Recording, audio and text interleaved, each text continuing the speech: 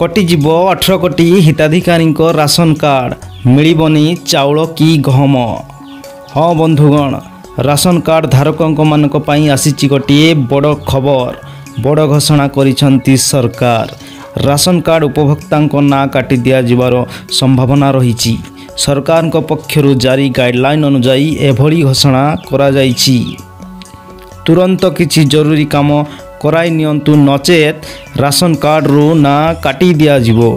मागणारे चाउल एवं गहम आउ पाइबाकु सक्षम हेबे नाही, कारण सरकार पक्षरु किछि गुरुत्वपूर्ण कार्य कराई नेबाकु परामर्श दिया जाइछि।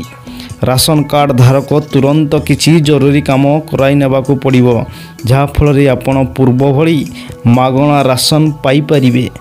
एहा सहित अन्यान्य सुविधा पाई परिबे।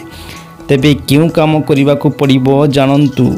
राशन कार्ड तुरंत ई-केवासी करिबा पई पड़िबो, जहा कि जून 21 तारिख रु आरंभ होई सारिछि।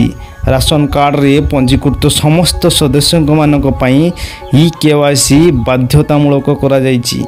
समस्त राशन कार्ड धारीक पई ई-केवासी कार्य करिबा वर्तमान बाध्यतामूलक। जदि ई-केवासी करा न जाए तेबे राशन कार्ड रु ना काटी दिया जिवो। यह सहित राशन मध्य उपलब्ध हेबो नाही। राशन कार्ड रे थिबा समस्त सदस्यंकर ई-केवासी बाध्यतामूलक थिबारु एभली घोषणा करा जाइछि।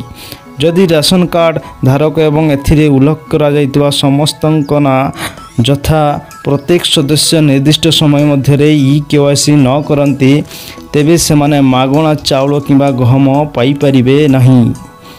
तेबे काहीकि राशन कार्ड रे ई-केवासी बाध्यतामूलक। राशन कार्ड रे ई-केवासी करिवार कारण होउची जेउ माने राशन कार्ड सुविधा पाइबाकु योग्य नहंती, किंबा जेउ मानकर एकरु अधिक राशन कार्ड अछि किंबा जीवित नहांती, तथापि कार्ड रे ना अछि समानकु बाहर करिबा।